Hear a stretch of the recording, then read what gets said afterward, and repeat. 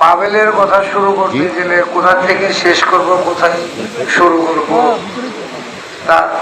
সে নিজে একটা বিশাল ব্যাপার ছিল।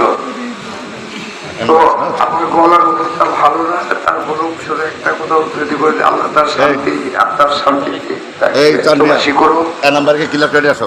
এই বাড়িতে যখনই আমি আসতাম ফোন করতাম যে পাবেল তুমি কি বাসায় আছো, আমাকে ফোন করতো মিষ্টু ভাই কোথায় আপনি বাসায় আছেন।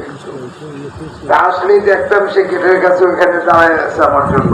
আর বাড়ির সবাই রাত 10টা-11টার সময় এই বাড়ির সবাই ডাক দিত, ডাক দেয়া পরিচয় করেছে আমার বড় ভাই, সে যখন আসবে ইত্যাদিতে এবং সারা রাত আর তার থেকে আমি নিস্তার পেতাম না। আমার ওয়াইফ আমার ছোট বোন, সে একটু পরে পরে এইটা পাঠ করে পাঠাইতো, ওইটা পাঠ করে পাঠাইতো, স্মৃতি ভোটার মতো নাই। আল্লাহ তারা তার স্বামীকে ব্যস্তবাসী করুক, সবাই তার জন্য দোয়া করবে, কামনা করে আমি আমার বক্তব্য শেষ করছি।